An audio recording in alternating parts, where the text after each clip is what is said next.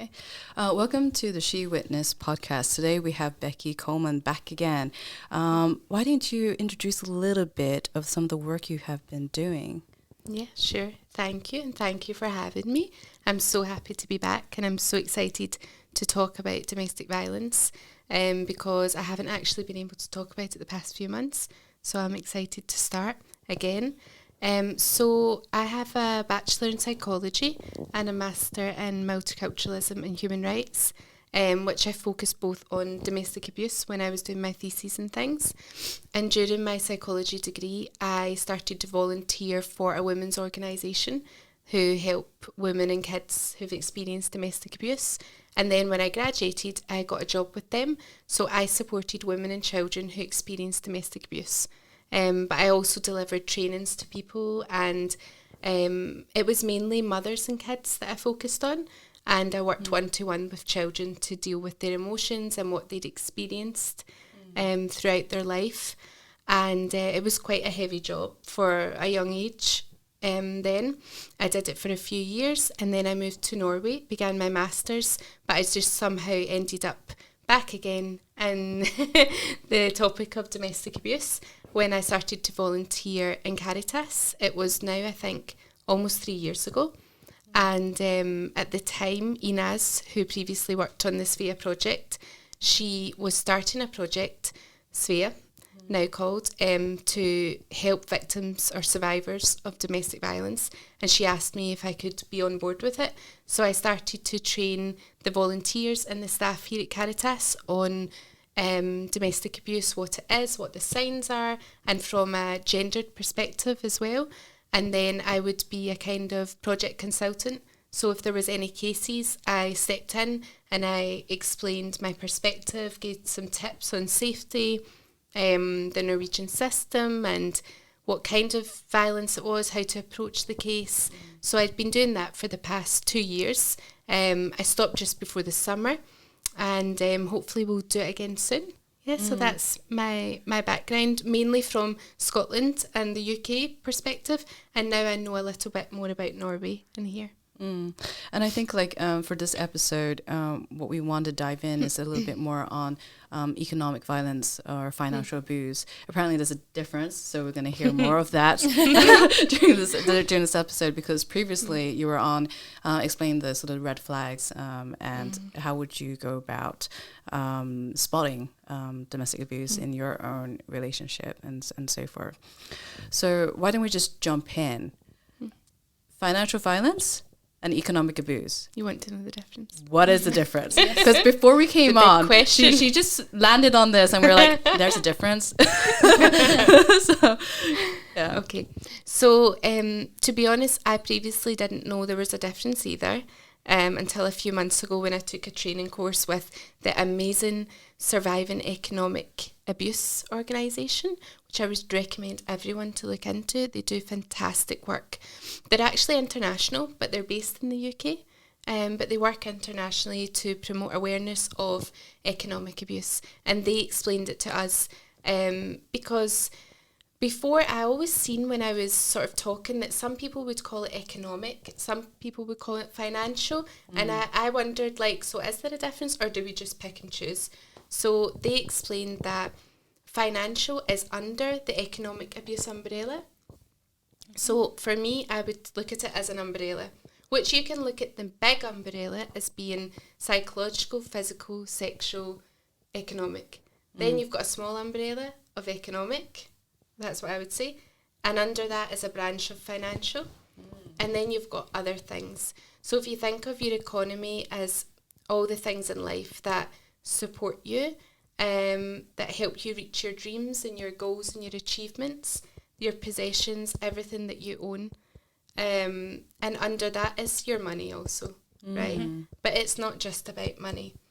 So your financial violence, maybe a typical example, I'm sure we'll go into more later, would be a perpetrator, and I'm taking this from the perspective of intimate partner, and a gendered perspective as well, between a man and a woman. Even though it does happen to men, it's mostly women that experience it. So you have an intimate partner, and one of them has a power imbalance in that they have less money than the other. So a financial violence case would be that they maybe control what money they get, but they restrict that money and they ask them for evidence to see that money every week. I've heard of cases like that. So you give them your finance because they're your partner, but you want to see exactly what they're spending it on, and you're getting them to give you evidence and always tell you, yeah, I bought this, this, this and this. And you also don't let them buy things unless it's a total necessity, even though you have the finances. It's like you're exploiting their vulnerability. So that's specifically to do with the money and the credit card control. But economic abuse under the wider umbrella, you could have a person that has their own bank card, their own access to their own money, they've got a lot of money, but the abusive partner that they're with still controls what they're doing in life. For example, controls if they can go on holiday or not, controls if they have access to education, controls if they work or not. It's stopping them from reaching their potential and enjoying life in general. And that also really affects kids. And I'm probably talking too much, sorry. No, please keep going. One thing that I learned is that mothers and children are most vulnerable to this, rather than single women who do experience it, but they're more vulnerable if they're a mother, because they also have things that their children want to enjoy. So kids can also, of course, end up being victims to this kind of abuse and violence. I don't know if that made sense, the difference.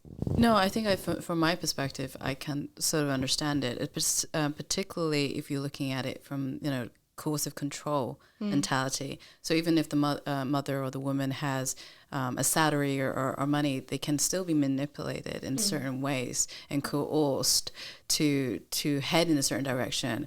For example, there are cases where, I came across where, if you don't do this, you don't love me.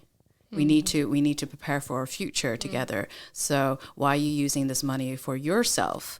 So there's one where a mother wanted to save up her money to learn, the Lithuanian language that she was in, but then she kind of got coerced by her husband at the time, saying that, why are you doing that? You're not thinking about the family we're trying to build. You're thinking about yourself, so you're selfish in that sort of way. So that's kind of my understanding from that kind of perspective, how someone, even a very professional woman, with a salary or good pay, get coerced. And it is sort of power dynamic in a certain way that he has certain power over her, to make certain decisions in her life. And of course, if the woman really loves, him so much, probably would give in. I would suspect, One of the interesting things as well is now changing from the perspective of the intimate partner or like a romantic relationship.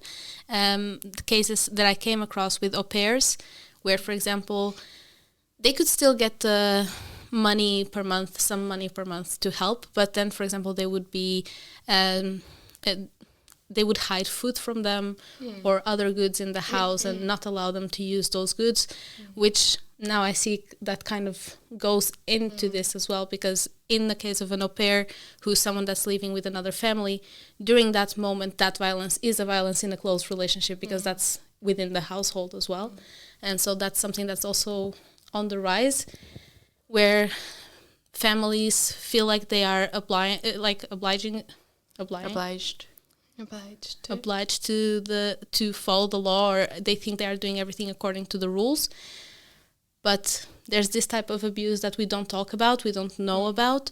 And so even if the au pair feels, okay, this is something wrong, something is not right with them hiding food from me, then it's difficult to report it as well, because how do you prove that someone's hiding fruit from you? Right? Exactly. So this can happen in a romantic relationship as well with kids and everything. It can be between intimate partners, and it can also between employee-employer, and it can also be between parents and children. One thing that I have also witnessed before has been between, it's quite sad, children and parents when the children are disabled, or even if it's a sibling who's caring for their disabled sibling, or a partner, because they'll get the money when you have a disability from the state in order to buy things that you need, because you can't work when you're disabled, and sometimes the family will control that money and where it's going, and it's the power imbalance, right?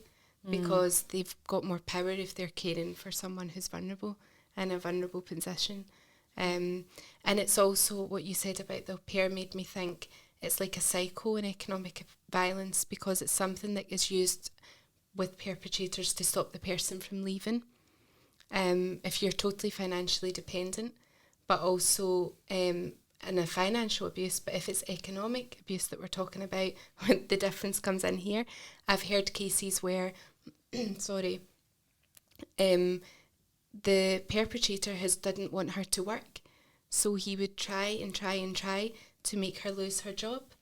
So that's a form of economic abuse. I knew a case where the perpetrator, he disturbed her sleep so much that she was performing so poorly at work, and he then even would hide her car keys so that she couldn't get to work.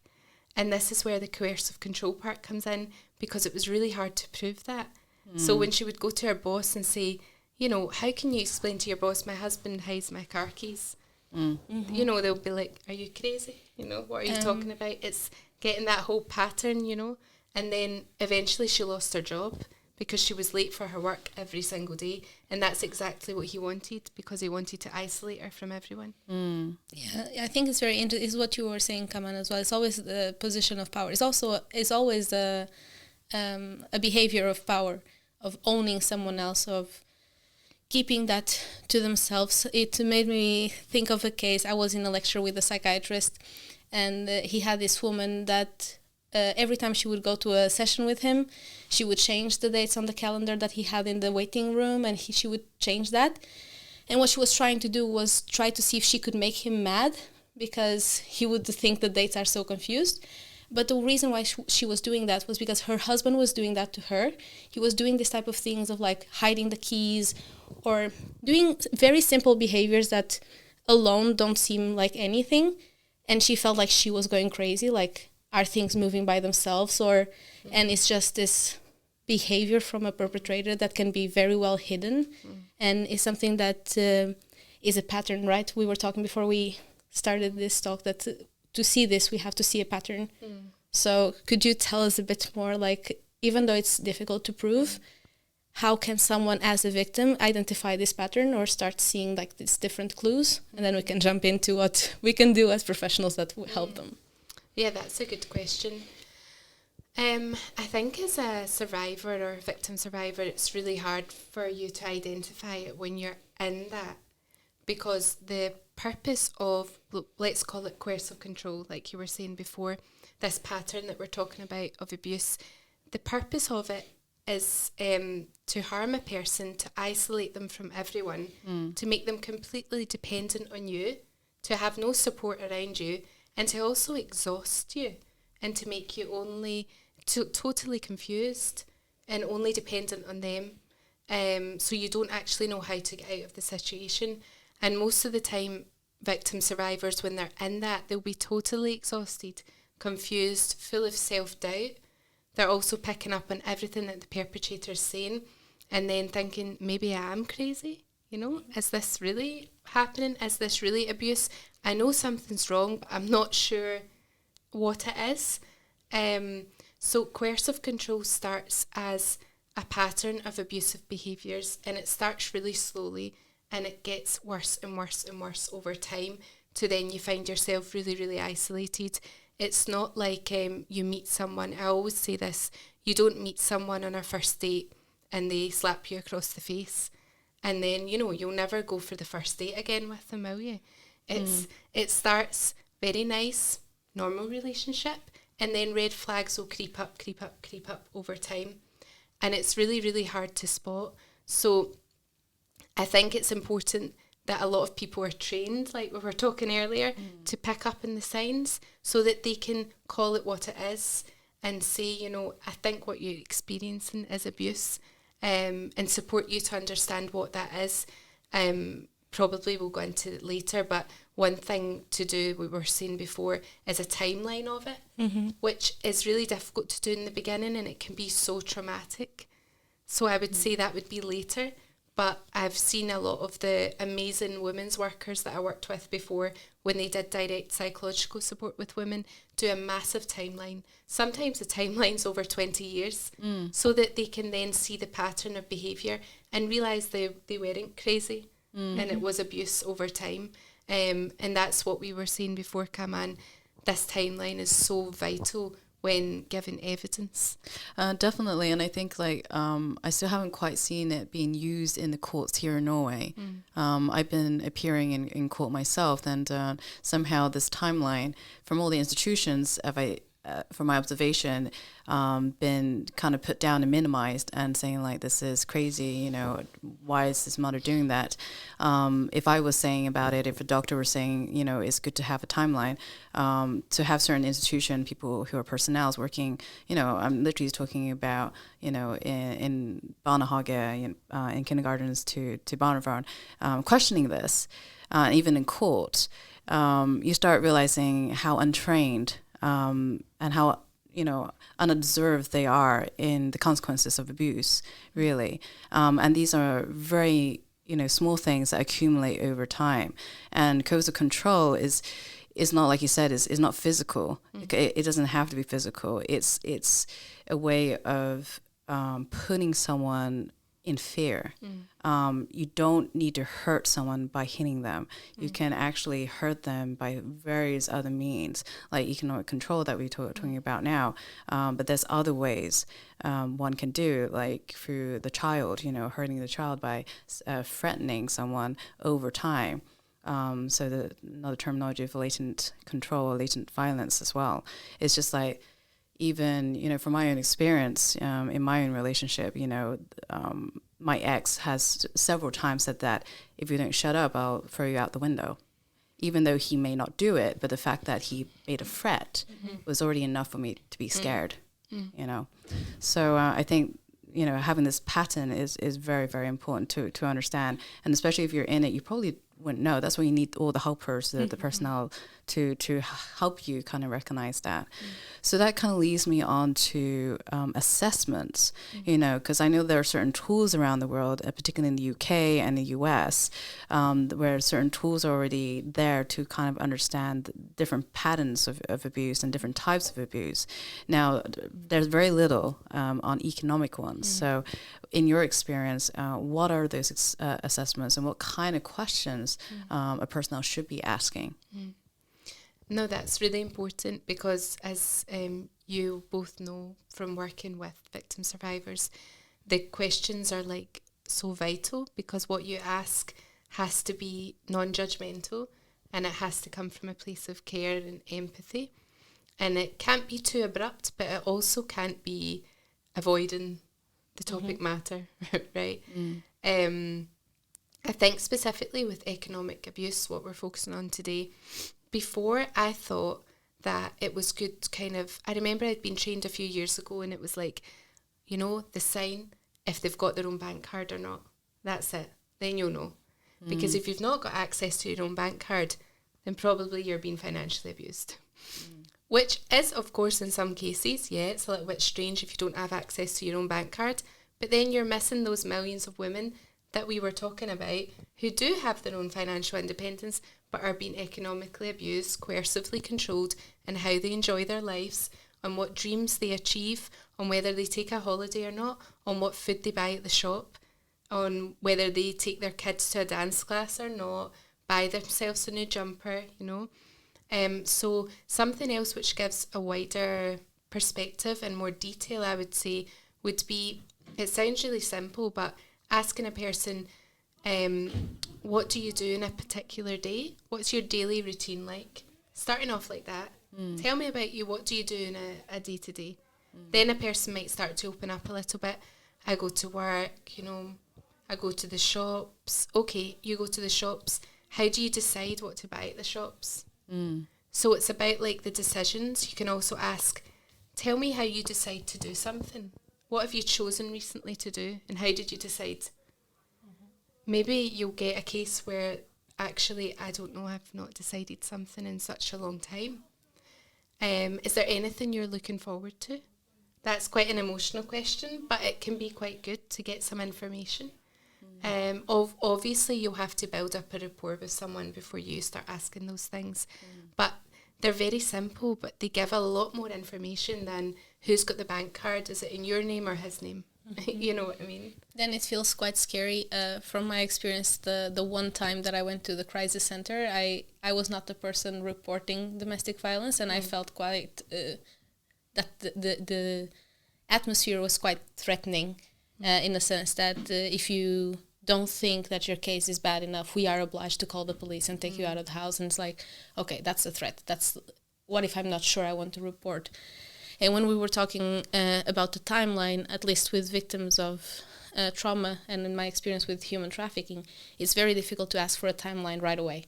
If the person is coming for help the first day, we are not going to be able to set every day, what happened, or even chronologically in terms of years. No. It can be confusing. It can be very difficult to put it together. So in that first assessment, I think it's really interesting that you're saying those questions, because it feels like they are very simple. Yeah. But it's from those simple questions that we can get deeper, because it's about the building rapport. Exactly. And rapport is this, connection with the other person, being able to understand and have an empathic relationship.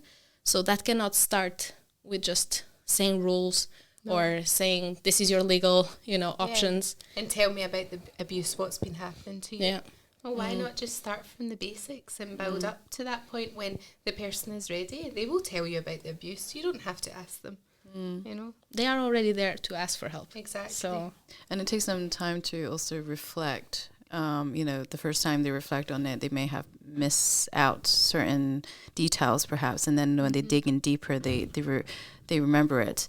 When I interview women who had or are still in these kind of abusive relationships, often I find like their mind shifts, from the past to the present to, some hopeful in the future. So it does take a lot of patience, I think, and giving them that space to kind of allow the thoughts to come, and then you kind of ground them as they talk and do you remember what time it is. Obviously for my work as a journalist, we want to pinpoint the time and when it happened, and it can be extremely hard, because they don't quite remember, because they've been so disorientated to a point that, like you said, that they're always confused and they exhibit a lot of these behaviors, which is a result of the abuse that they have gone through, and I see that as a sign.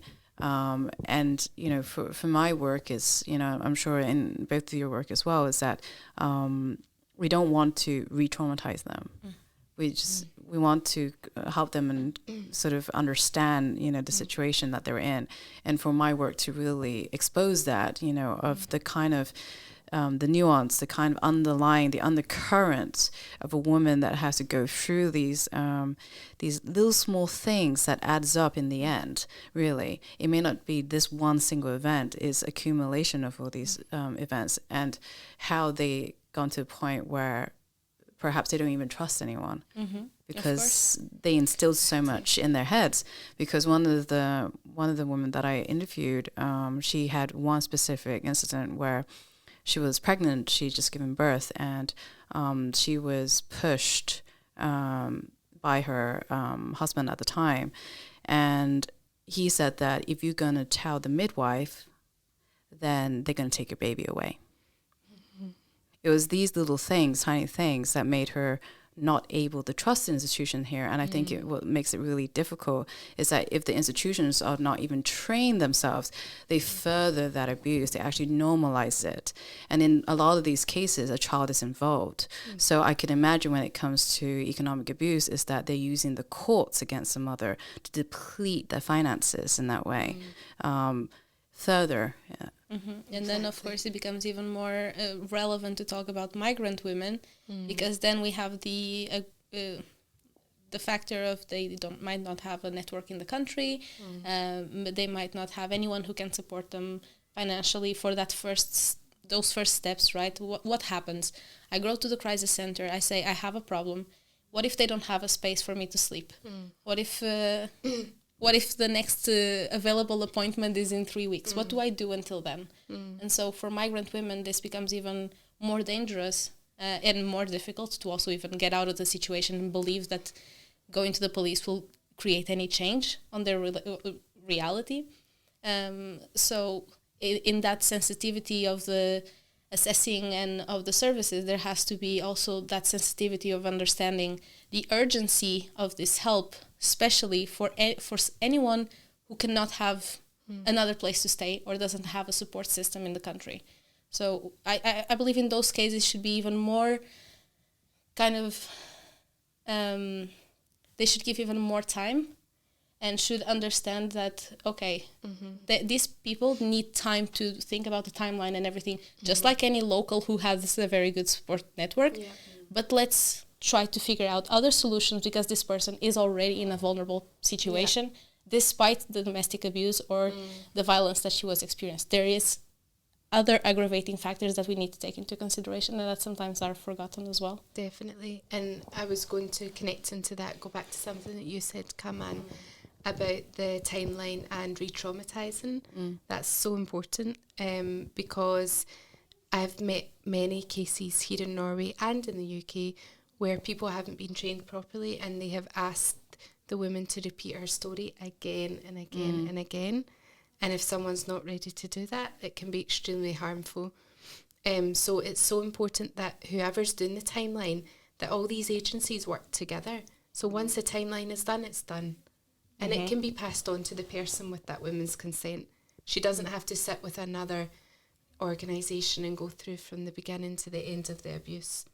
And also what you were saying as well about the confusion and the women you've spoke to that have gone back and forth with the story is a really good point, because some people that I've met here in other organisations that haven't been properly trained, and also in the UK, social workers, and they will think, I think she's making it up, she's lying, because that didn't make sense. She told me that year, then she told me that year. Well, people with trauma, they can't put things into order. It takes such a long time. I was I learned this story a few months ago of a woman that was trafficked, and in the trafficking, she was beaten up to a point that they broke her skull, and she went to the hospital, and then she was forced to prostitute even with the bandages. And after she was free, she only remembered this incident like 2 years after she was already free from trafficking. And maybe we look at this story and we're like, how could she forget that she broke her head, and that she had to go through all that time to recover and everything? Well, there was a lot more happening. That was one incident in years of abuse. So it's the same in domestic violence. And we even made some posts on Instagram about it as well. That sometimes when we are talking about domestic violence, even though many times our head goes straight to physical violence, sometimes we underestimate how aggressive it can get and how even dehumanizing it can get. Yeah.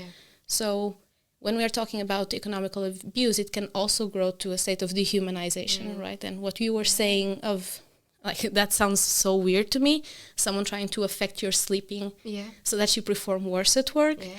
It's like, how would you understand that that person is having that effect on you? Exactly. How do you understand that they are trying to make you sleep worse? It's like, it's very confusing, very manipulative, a lot of gaslighting, and you're exhausted. I mean, I don't know about you guys, but when I've got a lack of sleep, I can't, do anything. So imagine you're that sleep deprived and trying to figure out what this person is trying to do to you. Well, you have to go to work and tell your boss. It's also, though, for me, economic abuse also has to do with your dignity. It's like someone's dignity to go and buy what they like at the shop, to make a decision about their life choices.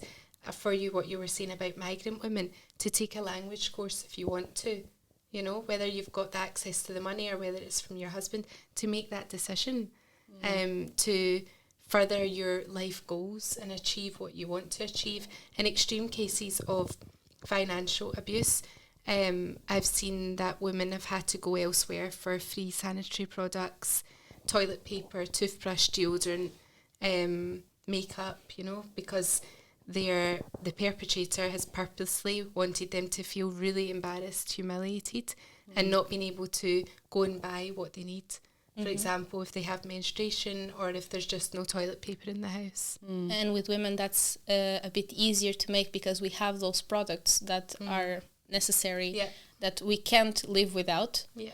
And so it's a very easy way of humiliating a woman because then if you can't have period pads or a tampon, then you might bleed on your pants and everyone can see that. Exactly. And that creates that's aggravating the violence to having other people also kind of looking at you as you're less than the others.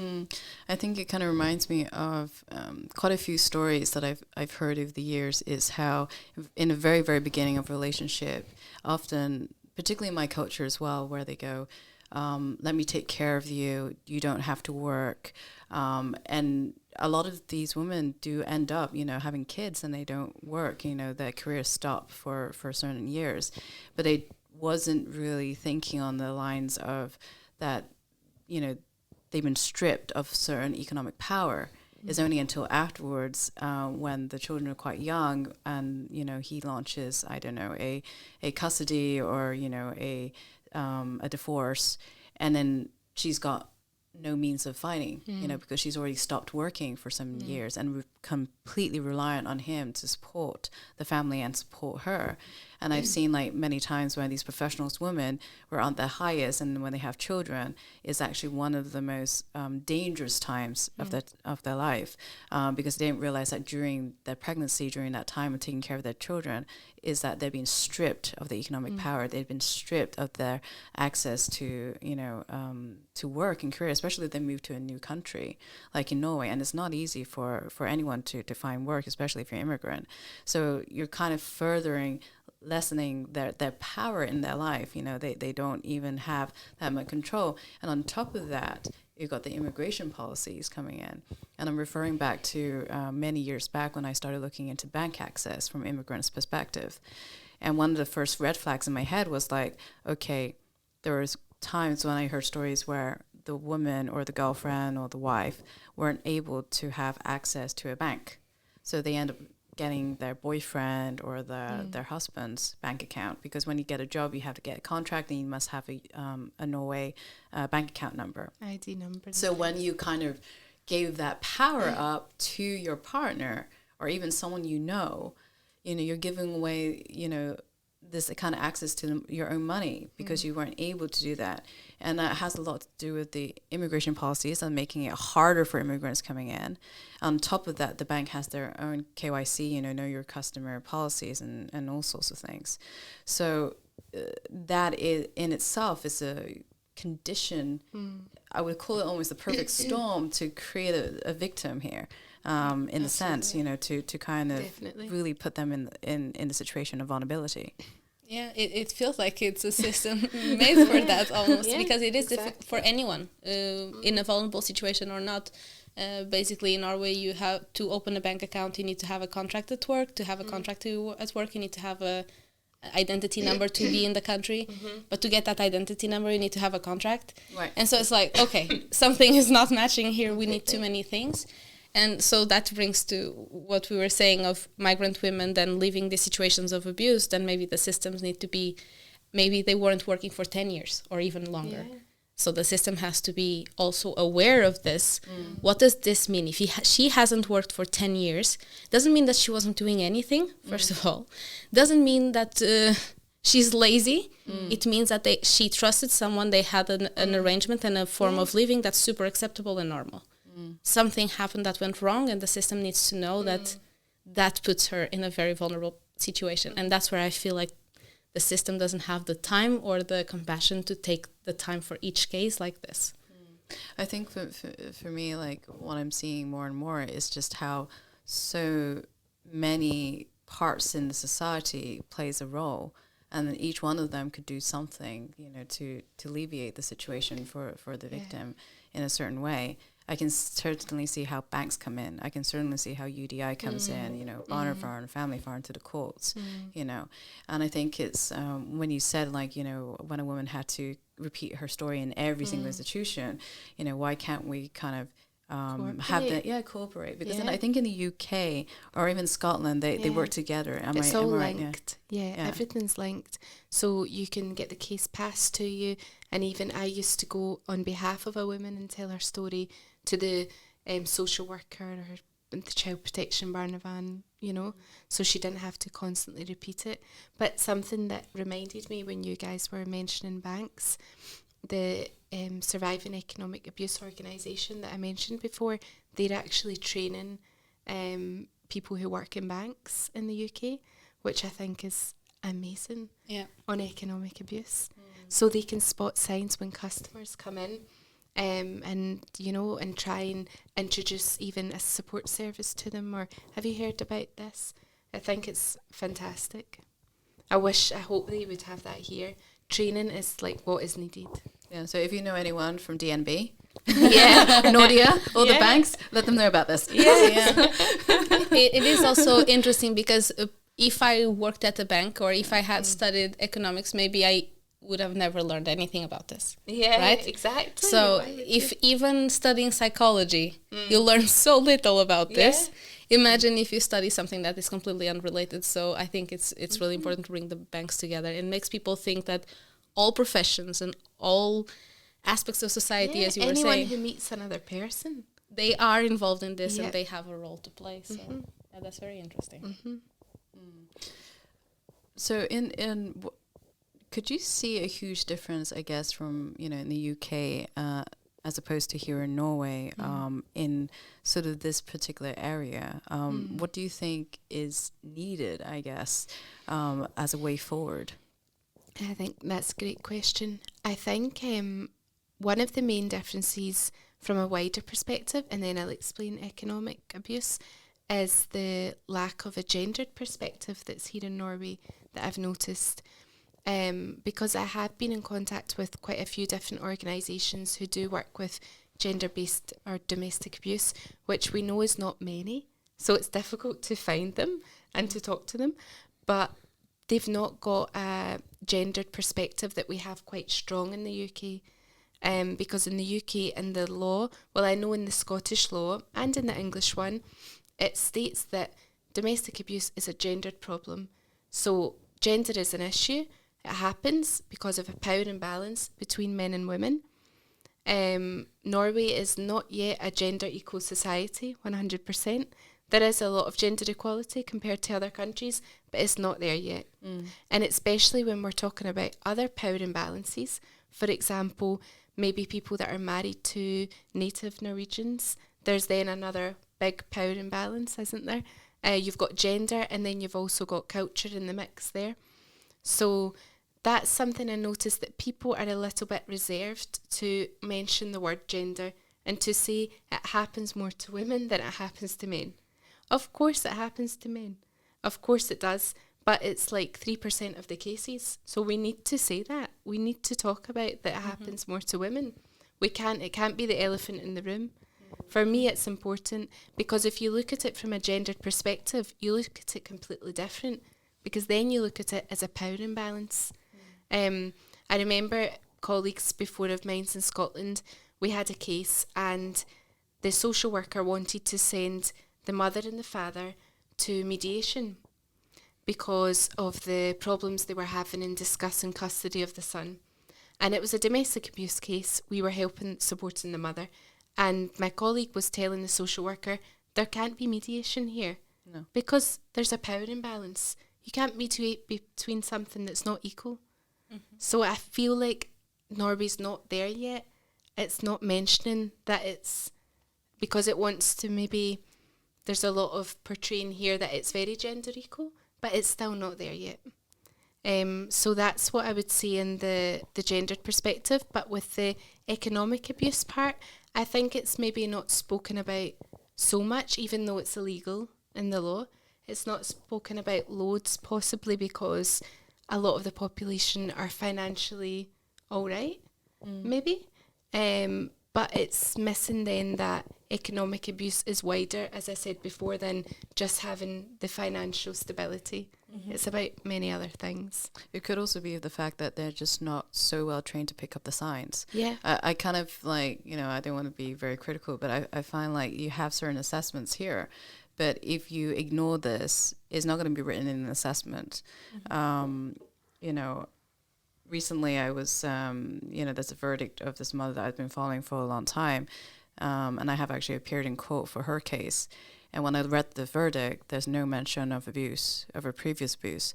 So for me, like, if you looked at it in that lens, you probably understand why she has the certain behavior that she had, which was, in my opinion, has used against her in a certain way. But it's also very, very difficult, I find, because it's like the mother is, in certain ways disorientated by the abuse, and she's trying her hardest to go forward. I don't think it necessarily means that she's a bad mother. She's surviving, and keep going. So it's hard for me to understand how the courts assess these type of things, or even how the police assess these things. So, I don't know through your work how, in the courts or in the police system, how they would view this in a certain way that doesn't discriminate the mother, if you see what I mean. So How they would do that? Yeah. Do you think there is some kind of awareness in the UK and Scotland that by taking up these things, particularly when into child custody cases, is that when you bring these up, it's not going to be used against the mother in a certain way that discriminates her and see her as who she is, as a survivor, really? Well, firstly, I would say that the UK is definitely not perfect with this, and it still happens so much that the mother is made to look crazy, that she is not a good mother. I have sat in social work meetings with children and mothers before in my previous work where they have pointed out how she's a terrible mother because the children have been constantly late to school, instead of pointing out that the father has been physically abusing the mother, and that's why the children are late to school.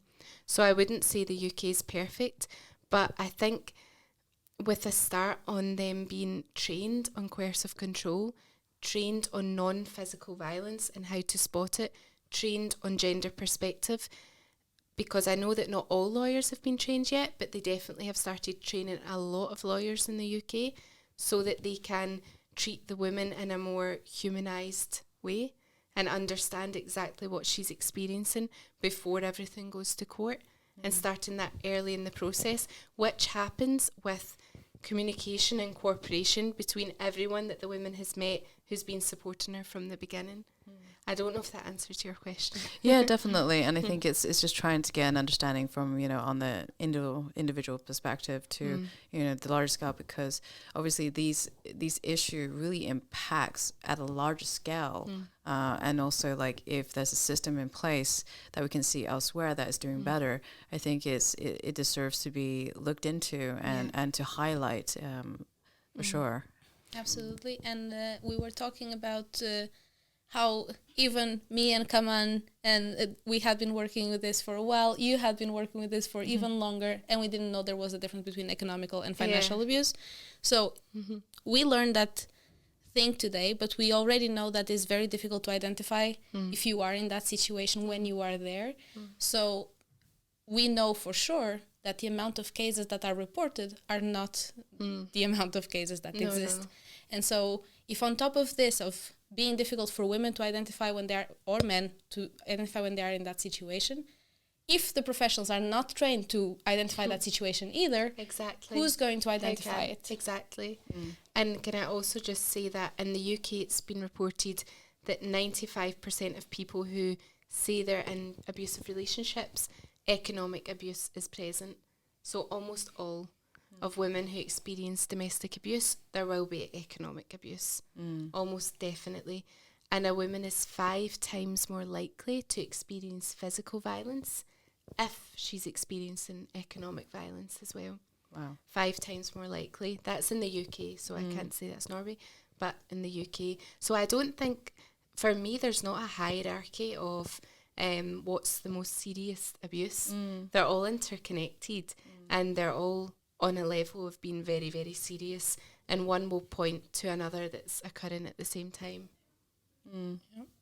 No, definitely. And I think, all these adds up and accumulates. And I think in Norway, particularly when it comes to research, I mean, when you're looking at all these statistics, for me, my job was looking into these statistics as well. And it's almost non-existent in Norway because no one's looking at it. And that's my frustration that I find here in Norway, is that there's not much of this maybe deeper understanding and having more research in this particular area, because it would inform the public a lot more of what's really happening in society and why is it so hard for sometimes even women coming forward. So yeah. Yeah, if the systems are not in place, and just trying to wrap up as well a bit now, if the systems are not in place, and if there's no like very clear referral mechanism in Norway or a very clear assessing mechanism in Norway, then why would a person in need of help trust that those services are there for them? Or if most of the information being provided is in Norwegian, how do we make sure that all migrant women will understand where they can go or what type of service they provide? So yeah, there's a lot of gaps in the system. But if we had to think of like first steps towards making this better, what would be the first things that would come to mind? For me, it would be training people from the very basics, of domestic abuse. What is it? How is it gendered?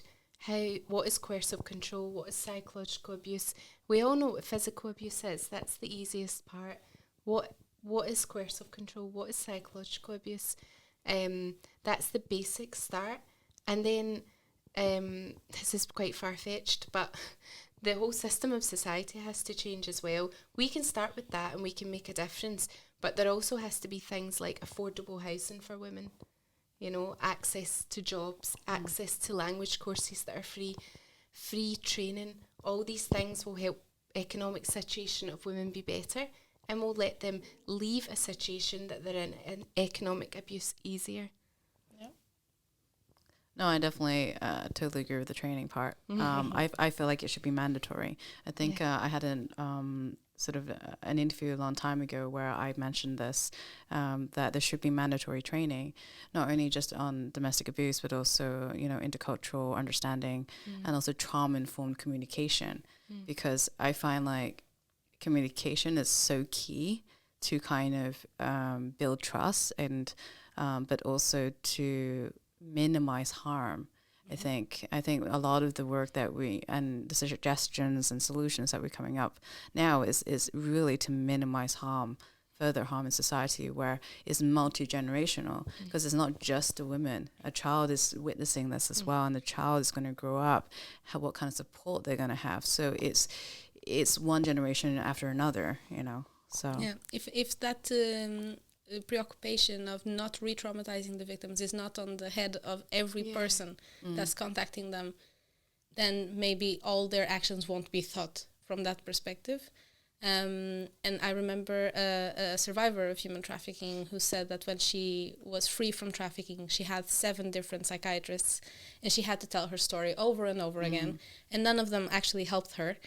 So what are we doing to these people is what you were saying. You can go as a social worker, a psychologist, or the first person that met that person. You can go to the other organization and say the story. When I worked in Portugal, also in a safe house, we would have the reports and we would communicate between the staff and everyone in the organization what was going on. We wouldn't ask that person to go and say every time. And with this survivor, she's originally from Uganda, and she said that her mother always taught her that when you have a wound, you don't touch it, because then it won't heal. And so for her, coming from that cultural background and from that learning experience from her parents, talking about her trauma was definitely not what she wanted or what she needed in that moment. And for some women who report domestic violence, it might be the case that they know exactly, they have all the proof, they know exactly what they have to do, and what they need is psychological support or legal support in understanding how can they move forward right now. So if we drag them and tell them, oh, let's repeat the story though, let's have all the details again, then we are not really helping at all or being compassionate. And it's treating everyone as an individual. And not every case is the same, and not, like you just said, Sarah, not every woman needs the same thing. Not every woman wants support psychological about their experience. They don't want to deal with it. They want to put it on the shelf and deal with it in a few years because they have a lot to do. Some women, they want a language class. Some will want a job, you know. Some might want a counsellor or a therapist right now. So it's like, what do you need? It's having that sort of person-centred perspective. Absolutely. Well, that's all for today. Thank you so much, Becky, for coming in. I loved it. We'll just have to keep, bringing awareness to this issue, I think. So hopefully change will happen. Thank you very much for today. Thank you.